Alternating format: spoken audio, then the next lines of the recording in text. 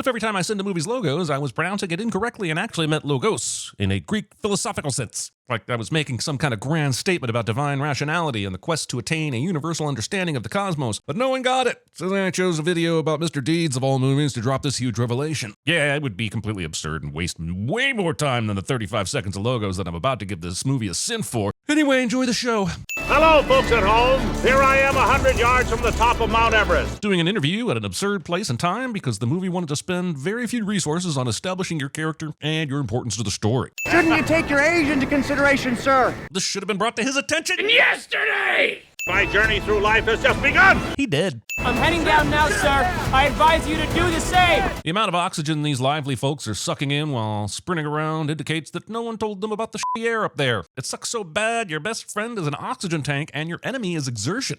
There once again, the sad footage we've been watching all day. I call bullshit on you having this close-up footage of a man clinging to the top of Mount Everest, but it's more of a sin that you've been watching this all day. The stock of Blake Media, the parent company of this network, plunged this morning on the news of Blake's death. Maybe it wasn't the actual news of the death that caused problems, but rather that the company had no moral issue broadcasting a frozen human popsicle. Also, this guy's death is presented as the only thing newsworthy going on in the world. It's stupid. It's so close to our stupid reality and our stupid news that it's making me stupid. I mean, angry. I'm gonna come over there and I'm gonna choke you to death. I'm not turned on.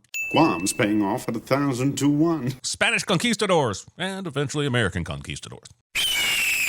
Congratulations, you have a spastic colon. Premature defecation. I guess the lawyers looking for Blake's heir found them in... Oh, I can't read the font. Let me zoom in a little. Ah, yes, Mandrake Falls Copy Center. Also, if the lawyers are there already, why would Chuckle and Fuckle need to fly out there at all? Just fax the paperwork to the lawyer and skip the movie entirely. Also, this was faxed over with no relevant information beyond a name and place. And they're like, this must be the heir, instead of, who the f*** sent this? This is the way a Treadstone asset receives their next target. I want deed in a body bag by sundown. Not how you communicate sensitive information regarding a $40 billion inheritance. My God, it's all green. The initial reaction of anyone who's ever taken an iron supplement makes it into the script. The year following this movie's release, Lil Jon and the East Side Boys would release the seminal work Get Low, opening the door for the following recitation. Welcome to Mandrake Falls, where no trouble befalls and the scenery enthralls, till the sweat drop down my balls. Y'all skeet motherfuckers. We're looking for somebody.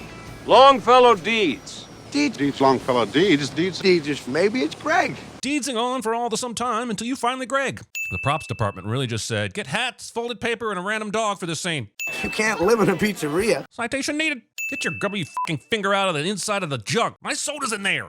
I don't think that poor boy ever had a date. Which seems insane when you consider how well-loved Deeds is. I guess not enough women in this town fall over, or whatever it is that activates his hero complex. I also thought the people of Middle of Ville were nice folks who wouldn't air personal things like that. Jeez, I'm crow. Today's card day. Card day?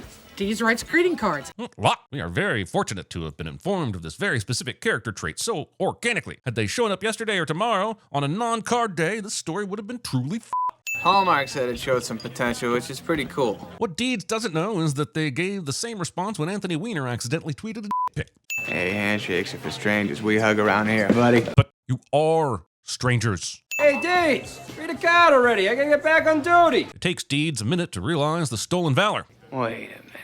What are you talking about? You gotta get back on duty. You're not a cop. Which is fine, he seems like a busy guy. But what about the entire dining room full of people that just said nothing? The real story of this movie is about this town and how tacit approval of deviant behavior ultimately contributes to the opioid epidemic. No one in this pizza place is the least bit upset that there was no room left in the budget for actual pizza. This guy brought a sandwich from home. This pharmacy should know about the effect light exposure has on potency, and not to display medicine in a bright window. Read your labels, people. This is how you lose the nye in your quill. Well, let me get you there a little quicker. Reenacting the invention of slavery. Reminds me of the time my friend Greg stole 2 pizzas from a private reception freshman year and ran back to dorms carrying them like briefcases. I can attest that the pizza technically survives, but upon consumption, both you and it are stripped of all dignity. What are you in for? In for? Is he in jail? A jail with bars open to the public street? This isn't a thing. Give me an hour to pack, okay? And in that hour, the entire town assembles for farewell. Even the school band makes an appearance. Children, put down those math books and grab your tubas. We're going to the airport. Your education can wait. The New York Post. I slept in Tom and Roseanne's dumpster for 2 days, disguised as a giant carton of ice cream. I hear that Jared Harris often refers back to this role as his greatest contribution to the performing arts. But they made an unscheduled stop in Connecticut. stopping in Connecticut for an unscheduled product placement, or just stopping in Connecticut. Also, could you not trim your bush a little bit for your big movie debut, Wendy's? How are you flat broke? You make more money than anyone here. What'd you blow it on? Shoes. This discussion of Babe being broke is the most unimportant waste of runtime in this whole movie, even more than the 1 minute of echoes. This scene where Deeds and crew randomly sing Space Oddity might be the best scene in the whole movie. Sandler exercises some of his musical chops, everyone in the cast looks like they're having fun, and I'll take pretty much any opportunity to enjoy some Bowie. But sadly, as stated earlier, this might be the best scene in the whole movie. Jeez, Crow, how'd you get down here so fast? Jason Crow. Wow. The 1 minute of echoes. That's Hawaiian punch. Not explaining how this fountain isn't absolutely covered in ants. I fear you're underestimating the sneakiness, sir. I would have given back all the sins if John Turturro would reprise this role in Saltburn. I got wicked bad frostbite when I was in the Scouts. Chop that wood! That is not how frostbite works. Also doing Blackfoot. Running it is literally a 24-hour-a-day job. I mean, I only got 3 hours of sleep last night. Then it's actually a 21-hour-a-day job, huh? Deeds would be the chronologist at CinemaSins. I suggest you change your attitude or nobody's going to want to work with you. These words come out of Deeds' mouth even after hearing, Kevin led the league in touchdown passes. definitely not how the world should work, but Kevin led the league in touchdown passes. it probably has something to do with society deprioritizing ethics in a never-ending quest for more and more profit, creating a slow, dehumanizing spiral into our own man-made hell on earth. However, you may be forgetting, Kevin led the league in touchdown passes. Come up here. Got your pocketbook? Get a job, pal. the power of bonus makes Deeds think that vigilante justice is sufficient and that the cops shouldn't be notified about the mugging. Whoa. Winona Ryder does a great job of acting like a bad actor, but it's so bad. I mean good. No, I mean bad. I think? I forgot the point I was trying to make. Winchesterton Phil? This works. So what are you doing in New York? I'm a school nurse. That doesn't even begin to explain why Babe is in New York. Is there a school nurse conference or something? I saw a couple over there. It's their anniversary. Give them this. Don't say it's from us, though. This is like $20,000. After being wealthy for less than 24 hours, he is already on board with making the rich richer. Also, the waiter counted that money way too fucking fast, and no one seems to be as alarmed as they should be. Also, so far Deeds has been given shares, a sports team, a penthouse, and the staff that runs the penthouse. But when was he given $20,000 cash? Was that in a random coat pocket? I do not understand generational wealth. I served on the board of the Guggenheim with him. Really? I'm not sure what that is, but good luck with it. I get that it's a table full of assholes, but if Deeds was going to confess to not knowing something, he could do so with a question. His small-town ways are no excuse for holding on to his ignorance of whatever is in the Guggenheim. But if you came to Mandrake Falls, you might seem funny to us. Well, nobody would laugh at you and make you feel stupid. Pretty sure Murph would laugh at you, if only because he's laughing all the time at everything. And if it wasn't for Miss Dawson being here, I'd probably knock your heads in. I don't mind. Okay. I bet you forgot that this movie includes a man assaulting people and never going to jail for it. I think I just shat myself. Ah, the famous Schrodinger's shat thought experiment, where until you look inside your pants, they occupy a state of being both empty and full of poop at the same time. This will pay for everything I damaged. Sorry about that. I wouldn't have thought Deeds had been rich long enough to know he could just buy his way out of trouble. God, that was good stuff. Yes. It was completely unnecessary and risky for Babe to go to the bathroom and play around with the camera. It only happened so the audience knows she recorded the whole thing, and so I could be irritated by the unnecessary risk. How'd they get that footage? This is a great question, because at the restaurant, Babe would have been right behind you, running to keep an even pace for extra cinematic flair, which is strange, because she just stood there watching. And then, in the street, she would have needed to be standing in the middle of the road and be in just as much danger of being hit by the car as McEnroe to get this shot, before then jumping 20 feet away to get the wide shot. This is an amazing amount of coverage for having only one camera. What kind of driving is that? You're a f***ing disgrace! Get it? It's a John McEnroe and he's angry cameo. Do you get it? People might think any instability you show may equal instability in the company. Strange that this wasn't a conversation that happened directly after Deeds punched a football player in front of all these people earlier. Ole. John Turturro gives us possibly the best departure salutation in the history of cinema. I didn't realize I'd be following the rhyme master, Reverend Sharpton. I didn't realize you'd be padding the runtime with Al Sharpton reaction shots. Nice rhyme. He's good. That was freaky. And that those reaction shots would account for 75% of my college girlfriend's suggestive banter. On the growing list of things this movie doesn't understand, let's go ahead and add the embalming process. I like feet. I do not know why. The other 25% of my college girlfriends suggested banter. You used foul language in front of a lady. Making jokes about women being easily offended while also making a joke about physical abuse. And some people say this is their favorite Adam Sandler film.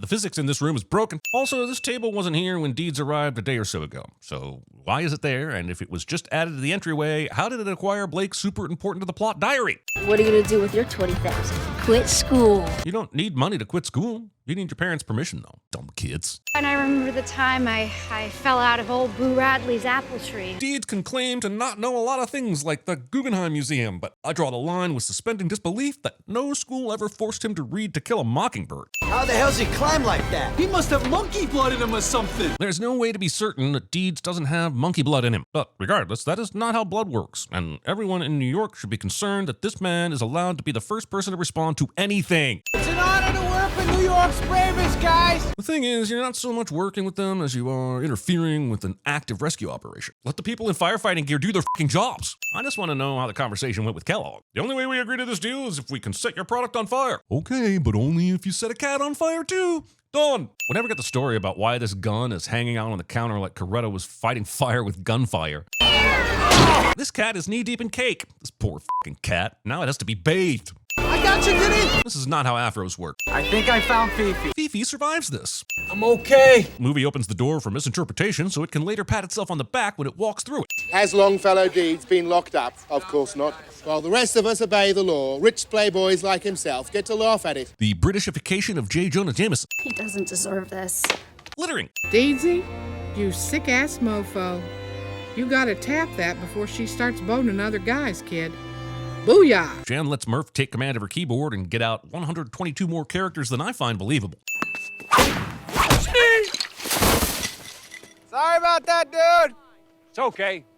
He's a new member. Giving me ideas about how to spice up our Patreon membership tiers. If you join at the Deeds Balls Your Chin level, you get a concussion, and we throw you in a shrubbery. Sponsor limited, act now. Cedar is reading the tennis ball in front of Deeds, and the movie just acts like stopping to read a tennis ball in the middle of a match wouldn't be noticed by anyone else. You gotta be shitting me. She cussed! Easy with the language, buddy. There are ladies present. Does this mean Deeds has to punch her for talking dirty in front of herself? You're a nurse? What should I do about this? Just shut up and enjoy the range of motion you get with such a supple patella tendon. Hey, how you guys doing? No one taught these kids about not letting Adam Sandler into your house when your parents aren't home. My daddy built this house with his bare hands 6 years ago. Well, he should have used gloves. And why are you just bringing this up now instead of when he said... She actually used to live in this house when she was a little girl. Just saying there were a number of red flags that could have prevented this from ending with a physical assault of a child. Oh, he's joking. We should go. Babe is a horrible person, and the movie skips over the part where she has character growth to become someone who isn't willing to abandon children while their airways are blocked. Finally time for this poor schlub to know how it feels to fall in love. The thing with this is that the movie wants us to believe that he is in love just because it said so. All I've seen so far of their relationship is her telling him lies and struggling to improv ways around getting caught in those lies. Liking her at this point is fine, I guess, but claiming to be in love is something else entirely. And it would be more believable if we had witnessed just one moment of genuine connection prior to this. Jeez, babe, if Deed's breath was that hideous, just tell him. His foot is rotting on his leg and he doesn't seem to notice, so you have to be specific. My mind associates a very specific grunt with Adam Sandler making this face, and no one should have that kind of power. You think she's gonna like this? I don't know. Did you both spend time discussing her love of basketball courts? Because nothing about their relationship so far centered around sports. I never asked anybody to marry me before. This is quite surprising, since you jumped at the first chance you got for a completely non-reciprocal relationship. Doesn't Pam Dawson bear a striking resemblance to Babe Bennett? Of course, because they are the same f***ing person. And as far as we know, she isn't particularly notable under either persona for this to be a surprise to anyone. I wouldn't say Longfellow Deeds bears a striking resemblance to Adam Sandler and then show you 2 pictures of Adam Sandler like that was some kind of revelation. I came here to try to explain. So go ahead and walk a bit closer, because you're about 5,000 feet away from his ears. What's a good charity? The United Negro College Fund? Okay, give it to those guys. The full story of this decision is a lot more interesting than the movie lets on, because this money came from the sale of Deeds' shares, which at the end we find out he never had the right to sell. So after Emilio is done celebrating and offering flamenco lessons, he then has to go to the United Negro College Fund, ask for at least some of the money back, and apologize for Mr. Wood's death. Deeds doesn't end up in the southwest corner of Pennsylvania. Movie thinks confusing your with your will make a funny joke about someone's special flower, as if nature didn't already win this game when it created the butterfly pea. Not right. It's not right. Do you mean this movie being a relative success? Yeah, I know. Receiving an unexpected check of this large amount and believing it was real enough to have a coronary. Who are you kicking? I ain't got no balls, dummy. With a human clitoris and its more than 10,000 nerve fibers, I would hope you might feel something more than disappointment from her attempt. How would I cut you into 8 slices of bitcheroni? Using a play on beefaroni when you are talking about slices. Bitchkin pie was right there. Babe took this route through the woods not because it was the best route to the cabin, but because she needed to fall through some ice. My father saved my mother. She was figure skating and fell through the ice. To fulfill some generational prophecy and remove a family curse or some shit. Riding your bike out onto the ice that you should damn well know is fragile and not paying the price for it. You gonna get mugged in there too? I would have given all the sins back if she did. Here comes the black boy! That's racist. You didn't really fall out of an apple tree, did you? Taking this time to discuss things that will matter even less if she dies of hypothermia. A company in tatters. Preston Blake's great legacy gone to the highest bidder. TV airs a perfectly volumed piece of information that motivates the character to do what is most convenient for the plot cliche. Here's a strange couple of shots where the people impacted by the fall of Blake's companies watch the news on television and seem pretty content. And maybe amused by the tragedy. It's like when it came time to edit the movie, this was the most appropriate reaction they could find to convey devastating news, and they just went with it. Sources indicate that virtually all of Blake's 50,000 employees are likely to lose their jobs. Good. The handful of people responsible for this confusing stock ticker down here should absolutely be fired. Red numbers, but the arrow is up? Listen, here at CinemaSins, we won't stand for measuring against anything other than the previous day's close. Does anyone wish to make a statement? Dismantling this company would be an insult to a great man. So is Amelia the devil or not? I wanted to be a senator. I wanted to be a florist. International house pancake. I wanted to be a man! There was a Rudy Tooty Fresh and Fruity joke in there that you totally could have pulled off in the early 2000s, but you went with this instead. I would have tied myself naked to a chair and burned myself with lit cigarettes. It feels like they gave up on the script at this point in the movie and just let everyone in the room start spitballing. For the Gen Zs in the crowd, no, that is not a sex thing. Miss Bennett, I wasn't aware that you were a stockholder. I'm a lot more confused about Jan. Is she a stockholder? Because she's sitting in the back at a seat and participating in the conversation, and no one seems to care about that. I have here the diary of Preston Blake. The timing of Babe's last moment arrival with important information to save the day is so convenient, it would be fair to assume she was waiting outside the door for her cue. If she just gives me a sign, an opening. Want me to wipe the leaves on your ficus tree, Mr. Blake? I can't count the number of times I've missed that sign, and not once did I ever stop to think, I don't even own a ficus. Sadly, 9 months later, she died giving birth to a son. And Preston used that opportunity to sweep all knowledge of his love child under the rug, and then raise said love child to be his servant and eventually do all the sweeping for him. A simple DNA test will show that Emilio Lopez is the majority stockholder to Blake Media. If you think it's so simple, then why don't you do it yourself? Go ahead. Just break open the cells and isolate the DNA, perform a PCR, analyze the STRs, create a DNA profile, calculate a POP, and then try to live with yourself knowing that your work is going to allow some asshole to do a backflip on Maury when he finds out that he is not the father. You have beautiful ankles. Skip! But tomorrow morning, you let me change your socks. Good to see that the person in power is immediately abusing it to force someone to endure their unfettered foot fetish. Deeds. How about $1 billion? All right. Every stockholder in this room is captivated by a heartwarming story rather than second-guessing their business decisions. Their company just imploded before their eyes, with Cedar being fired and a total stranger taking over that just gave out $1 billion without a second thought.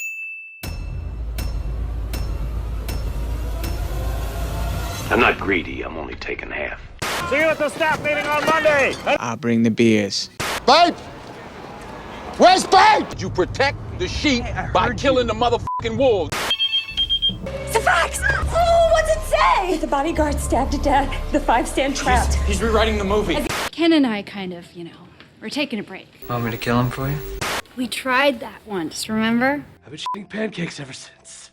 I am very, very sneaky, sir. You're a wizard, Harry. So how's the elevator business treating you, Ruben? We get a lot of assholes in here, Marty. Woo! Come on, you can do it louder than that. Hello? Hello? Hello? Echo! Echo! Echo! A passed for 3,500 yards last season, and I ain't even gonna touch a football until you get off your fat rich asses and renegotiate my bullshit contract. I gotta pump those numbers up. Those are rookie numbers in this racket. I'm coming!